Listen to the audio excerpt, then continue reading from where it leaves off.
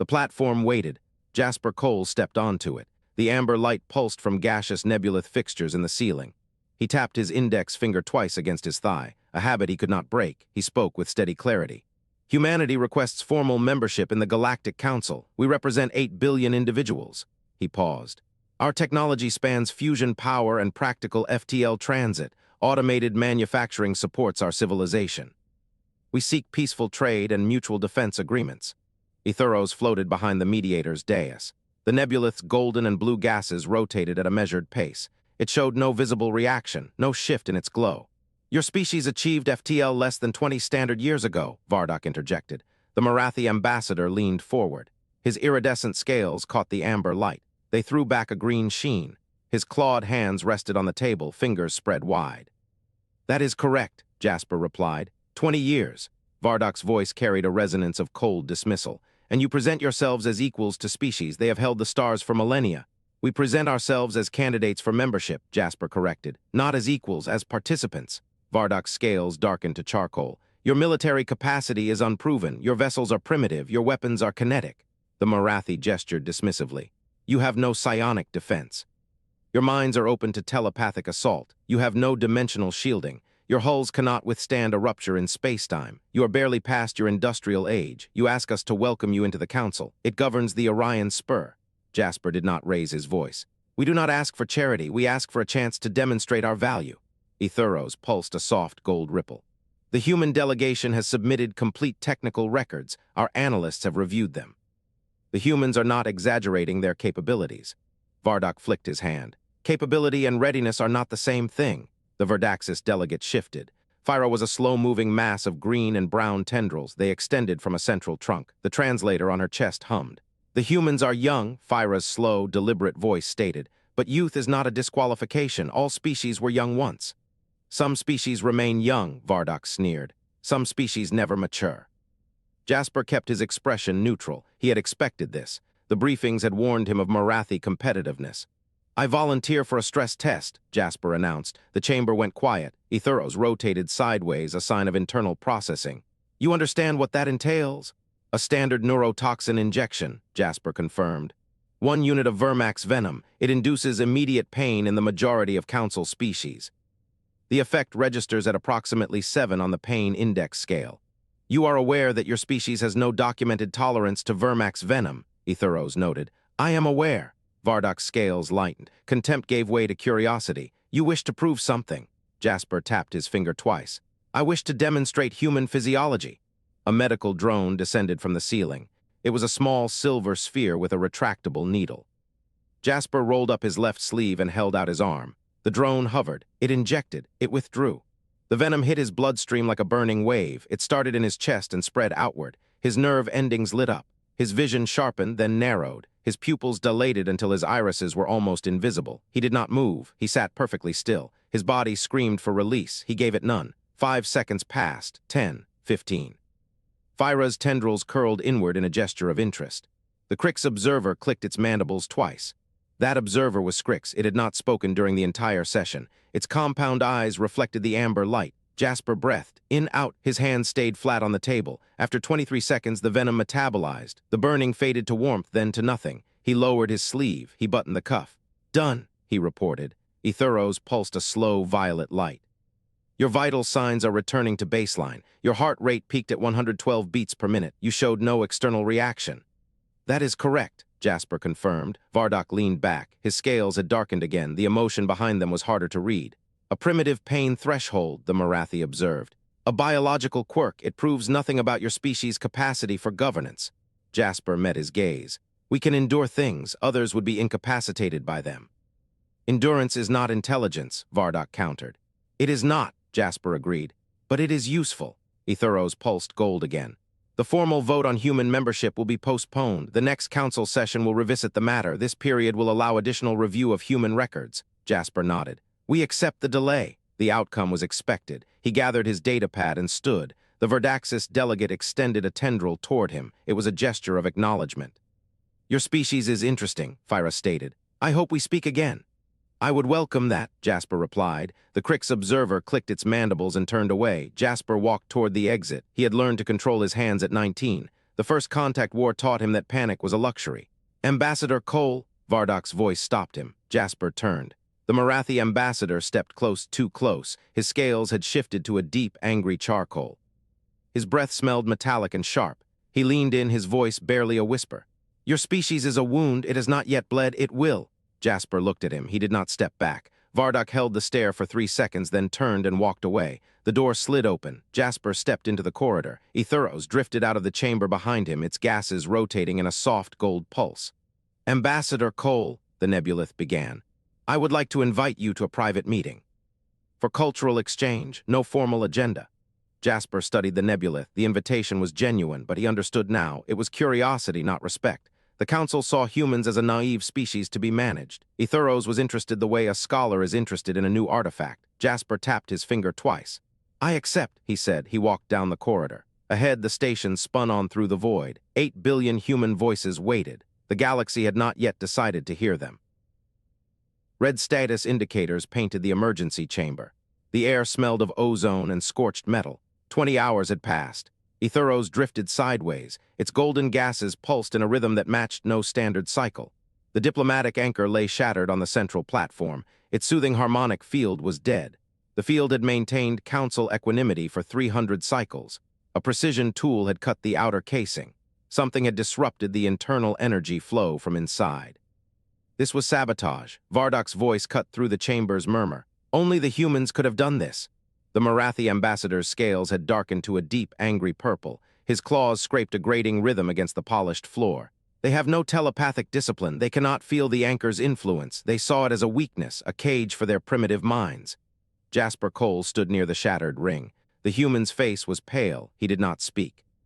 He watched Vardok's performance with an unnatural stillness. Aetheros pulsed once, drawing attention. The fragments tell a different story. The burns on the inner conduit show a heat pattern inconsistent with human tools. The temperature curve is wrong. The residue is wrong. Vardok's scales flickered to black. Aetheros registered the change in the Morathi's biometrics, not surprise, a calculated recalibration. Then the ambassador laughed, a sharp, dismissive sound. "You would defend them." One pain test and the Nebulith forgets 3,000 years of galactic history. Aetheros held the knowledge of the burn patterns in its gaseous memory. The patterns matched Morathi technology. It said nothing. An accusation without proof would shatter the Council. Phyra of the Verdaxis stirred. The plantoid's bark-like skin had a gray pallor. 2 of her species lay in the medical bay, their neural networks disrupted by the psionic backlash. "The field collapsed without warning," she rasped. "If the human delegation is responsible, they must answer. If not, we must find who truly is." Jasper took 1 step forward. His voice was calm. "There is another data point. A Krix colony was attacked 6 hours ago. The timing matches the sabotage window." He offered a new concept. "I have a scout ship equipped with a void cloak. It is a technology. It bends light to render a vessel undetectable. Give me permission to launch it. The scout can observe without being seen. The data will show who benefits from this chaos." Vardok's voice rose. "A trick, a delay tactic. The humans want to flee before they are exposed." "The scout may launch," Aetheros declared. "I authorize this observation." The chamber fell silent. Vardok's claws stopped scraping. Jasper nodded once. He spoke into a small communicator on his wrist, a single sentence. "Launch confirmed, 20 minutes to target." The chamber waited. The 20 minutes passed. The scout ship's signal vanished. Vardok's voice broke the silence, slow and satisfied. "There's your proof of goodwill. The humans fled. Their scout is gone. Their story is a lie." Jasper stood motionless. His face showed no surprise. He looked at Aetheros. His expression was not hope or despair. It was a kind of grim readiness, a biological state of heightened, controlled threat response. Aetheros had never seen this pattern in another species. "The scout was crewed by 1 pilot," the human stated quietly. "Tessa Rowe. She knew the risks." Vardok's scales rippled with satisfaction. 1 human sacrifice, a cheap price for a convincing story. Jasper turned to face the Morathi. His voice was flat. "She is not dead, she is still transmitting." Vardok laughed. "On what frequency her signal vanished from all Council channels?" Aetheros felt something shift. Jasper did not answer Vardok. He looked at Aetheros instead. Then the Nebulith felt it, a faint pulse at the edge of its awareness, a signal encoded in a frequency. No Council system monitored it, a frequency only a Nebulith could perceive. The pulse carried 1 word. It burned through Aetheros like a blade. Morathi. The signal died. The proof was out there, floating in the void, waiting. Aetheros rotated slowly. It looked at Vardok. The Morathi ambassador was still smiling, still convinced the humans had nothing. The Nebulith held a truth. This truth could shatter everything. It had to decide, speak, or wait. The embassy module smelled of burning plastic. Red warning lights pulsed. Jasper pressed his back against the wall, one hand clamped over his left shoulder. The plasma bolt had burned through his jacket and the skin beneath. The wound wept blood between his fingers. Tessa Rowe crouched behind an overturned cargo container. Her cracked spectacles caught the emergency light. She held a welding torch. The door behind her glowed orange at the seams. She had fused it shut. "That won't hold," she muttered. "Not against breaching charges." The corridor outside went quiet. Then Vardok's recorded voice filled the module. "Citizens of the Council, the human delegation has been identified as the aggressor. By unanimous emergency vote, their embassy is now subject to military detention." Jasper closed his eyes. The Morathi had moved fast. Tessa spat to the side. "Unanimous, sure." She finished wrapping a wire around the cargo container's control panel. She slammed her palm against a switch. Container's magnetic locks discharged. The heavy metal box slid across the floor, wedging itself against the door. "That buys a 60-second, she said. The first breaching charge hit. The module shuddered. A second charge hit. The welded seam split open. The cargo container groaned but held. Blue-white plasma bolts punched through the gap. They sizzled against the far wall. The smell of burning insulation joined the plastic. Tessa pulled a small device from her belt, a cylinder wrapped in copper wire. "Improvised EMP," she explained. "An electromagnetic pulse to disable their suits. I need them inside the room." Jasper nodded. He pushed off the wall. He moved to the corner where a wounded Nebulith aide lay. The creature was a small cloud of pale green vapor, pulsing weakly. "Stay down," Jasper told it. The aide's light flickered. "Aetheros must know. He will." The cargo container screeched. Something heavy rammed it from the other side. On the third impact, it slid aside. A gap opened. A Morathi soldier stepped through. It wore gray combat armor and raised a plasma rifle. Jasper dropped to one knee. He brought his sidearm up. He squeezed the trigger. The round caught the soldier in the shoulder joint. The armor cracked. Two more came through the gap. Jasper fired again. A plasma bolt caught him in the same shoulder. The pain was white and blinding. He did not fall. He fired again. This one hit the second soldier in the throat. Tessa dragged the wounded aide behind the container. Jasper's sidearm clicked empty. He dropped it. He pulled the spare magazine from his pocket. His hands were slick with blood. A Morathi soldier charged him. It drove a blade into his abdomen. The impact folded him forward. The metal was cold, then hot. He looked down at the weapon. He grabbed it with his bare hand. The soldier paused. Its visor tilted. Humans were supposed to fall. Jasper pulled the weapon out of his own body. Blood poured over his fingers. He stared at the soldier. It did not move. It was not afraid. It was simply unable to process what it was seeing. 3 seconds. Tessa triggered the EMP, a pulse of white light, a shriek of disrupted electronics. The Morathi soldier's armor locked up. Their rifles went dark, two crumpled. The soldier in front of Jasper twitched, then turned and ran. The corridor fell silent. Jasper let himself slide down the wall. He sat in a pool of his own blood. The Morathi blade was still in his hand. The station's power grid failed. The emergency lights dimmed to a dull amber. The ventilation died. A deep vibration shook the deck. It was a weapon charging, a Nebulith cruiser outside, powering its spinal cannon. Then Aetheros' voice came over the comm, its harmonic pulses uneven. "Jasper, I have evidence. They will not listen. You must survive long enough for me to act." The comm cut out. Tessa looked at him. Her face was pale. "What evidence?" The vibration grew deeper. The station groaned. He thought about the scout ship. The pilot had vanished. He thought about the Morathi soldiers' confusion. Jasper Cole pushed himself to his feet. His body screamed. He ignored it. He looked at the blood pooling at his feet, at the wounded Nebulith pulsing in the corner. Then he looked at Tessa. "We hold this room." The cruiser outside finished charging. A deep thrum vibrated through the diplomatic bubble. The pressure of the gas giant's atmosphere was a constant presence. Dim amber light filtered down through layers of hydrogen and helium. Aetheros pulsed with distress. Its golden and blue gases flickered. It projected the scout ships recording into the center of the chamber. The image showed the Krix colony. A swarm of Morathi ships descended. A single weapon launched, a sphere of compressed nothingness. The technology was a void torpedo. It phased through the colony's outer defenses. It detonated inside the core. The recording went white, then static. Elder Ithyr pulsed slowly. This elder was a massive violet cloud. Its voice came like a deep harmonic. This recording was taken from a human ship. "Yes," Aetheros confirmed. "It could be a forgery." Aetheros drifted sideways. "The energy signatures match Morathi fleet patterns. I analyzed the emission spectrum myself." Void Torpedo's containment field uses a crystalline matrix unique to their biotech. "We have records of this signature from the Chorus conflict." Another elder pulsed with agitation. "The humans could have captured the technology." The human ship was under a void cloak, Aetheros countered. It could not fire weapons, it could not transmit until it dropped stealth. If they had captured Marathi technology, they would have used it in the embassy. They did not. They defended themselves with kinetic weapons. The chamber fell silent. Elder Ithir pulsed again.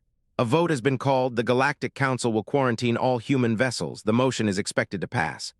Aetheros felt a coldness seep through its gaseous form. It was the chill of isolation. The vote proceeded. Aetheros cast its vote against the quarantine. It was the only Nebulith to do so. The motion passed. The quarantine was official. The elders began to disperse. Elder Ithir remained. Aetheros.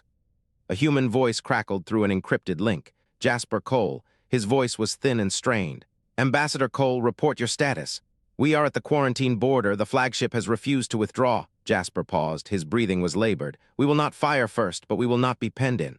Elder Ithir pulsed closer. The human is wounded, it observed. Yes, Aetheros confirmed, and yet it refuses to retreat. The elder's tone carried something new, uncertainty. Jasper spoke again. Aetheros, we have 11 minutes before the quarantine enforcement vessels arrive. I need a decision. Wait, Aetheros pulsed. It turned to face Elder Ithir fully. Why do you trust them? The elder asked. The question was genuine. This species is young, they bleed, they burn. Why do you trust them? Aetheros's gases swirled. Because they do not stop burning, they do not know how. It continued. I watched Jasper Cole endure Vermax venom. His body should have shut down. Vardok stabbed him. He pulled the blade from his own abdomen. He kept fighting. The scout pilot endured spatial distortion that would have caused most species to lose consciousness. She delivered the recording. They do not stop. Not when they are injured, not when they are outnumbered. This is not courage, it is biology. Elder Ithir pulsed slowly. And you believe this biology makes them trustworthy? I believe it makes them relentless, Aetheros stated. A species that cannot be intimidated by pain cannot be controlled. The Council assumed humans would fold under pressure. They have not, they will not. The Council is terrified because they have never encountered a species like this. The elder was silent, then it spoke. If you go to them, the Council will declare you a traitor. Aetheros pulsed once. I know. It drifted toward the exit.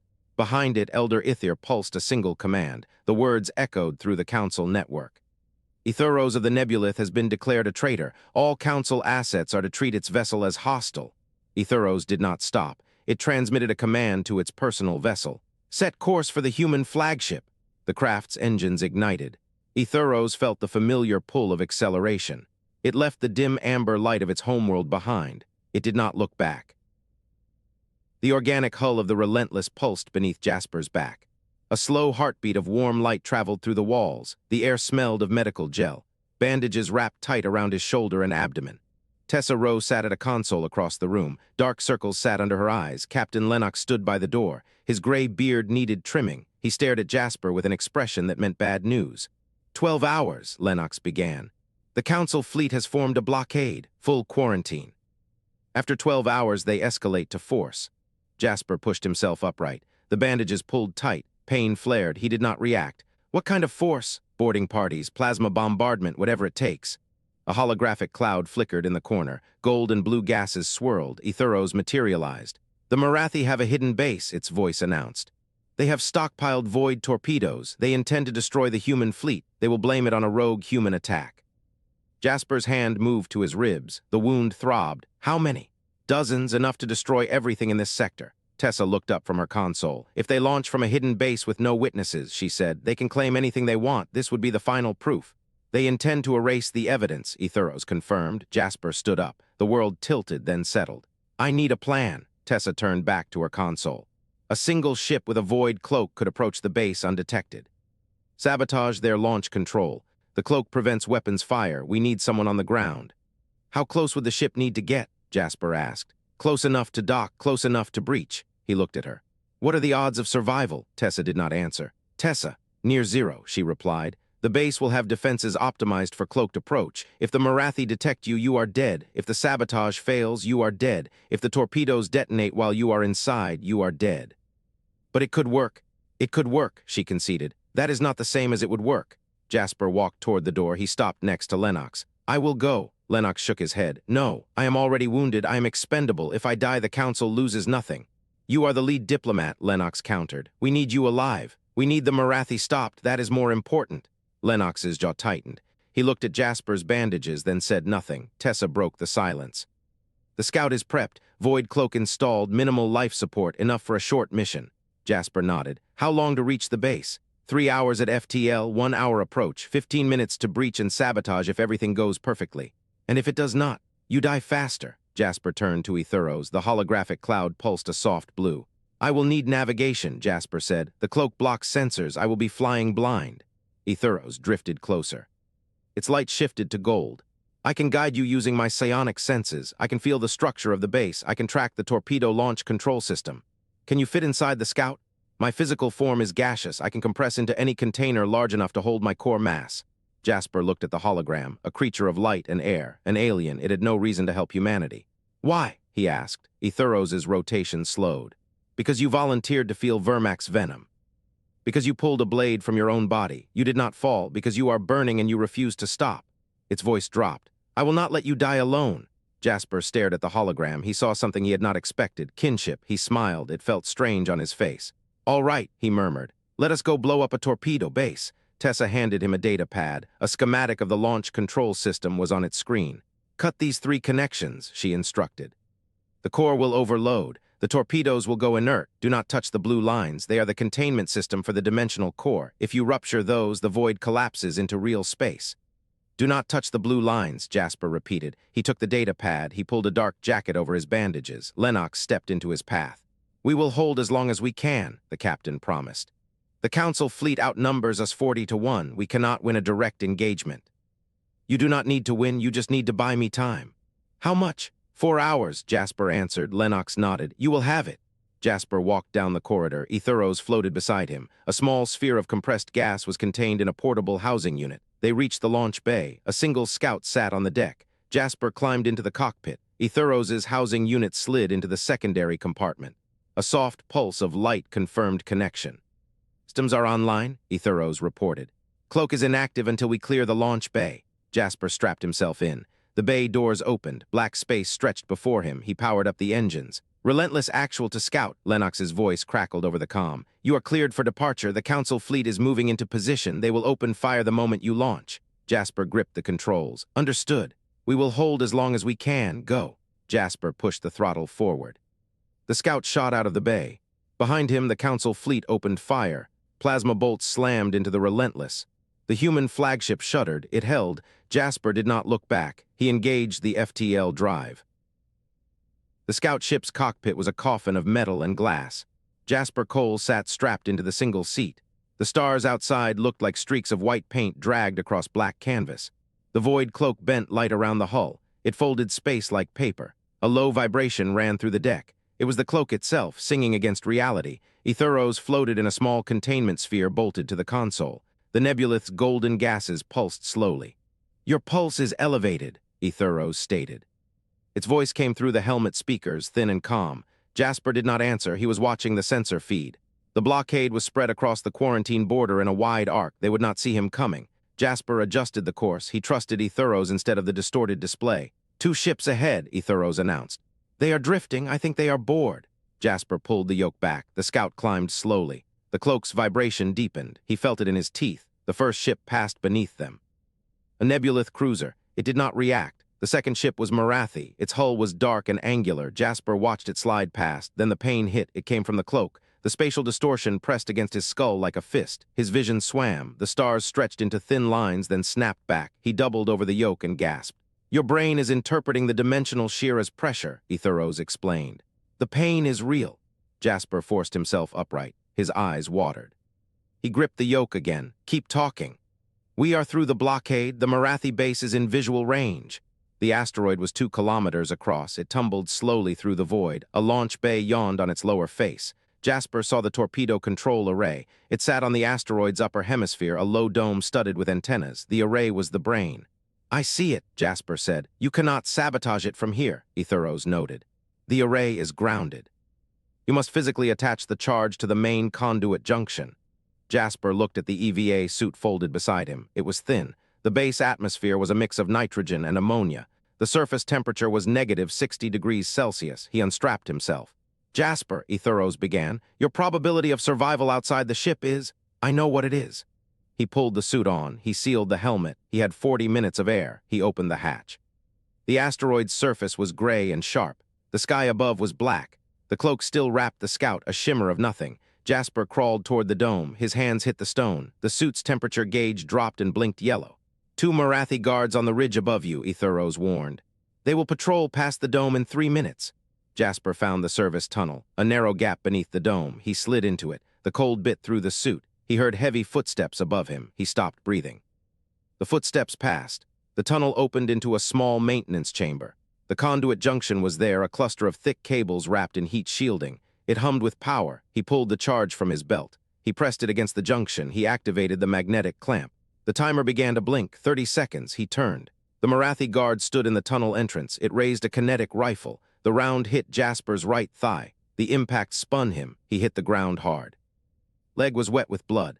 The guard stepped forward. Jasper grabbed the edge of the conduit. He pulled himself upright. His legs screamed. He ignored it. He pressed the detonation switch. The charge blew. The explosion ripped through the array. Fire and metal sprayed across the chamber. The shockwave threw Jasper backward. He hit the wall and slid down. The dome collapsed. He lay on the cold stone. His blood pooled under him. The suit's oxygen gauge blinked red. Aetheros screamed through the comm. "Get up, get up." Jasper laughed. It came out as a wheeze. "I am done," he said, "but the torpedoes are done too." Aetheros' voice was different now. It was raw. "You accepted death. That is not courage. That is something else." Jasper smiled. "It is just biology."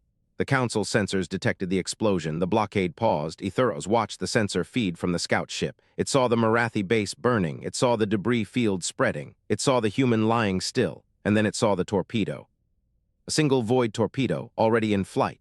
It had launched from a concealed tube on the far side of the asteroid. It had fired before the array went down. The torpedo's course was straight for the human flagship. Aetheros tried to calculate interception. There was no time, no ship fast enough, no weapon accurate enough. Jasper lay on the asteroid. He could hear Aetheros speaking. The words were faint. Someone was shouting. His name. He could not move his legs anymore. The torpedo crossed the blockade line. It did not slow. Aetheros stared at the tactical display, and the Relentless did not move. The cockpit air froze around Aetheros. The calculation it had just completed left no room for warmth.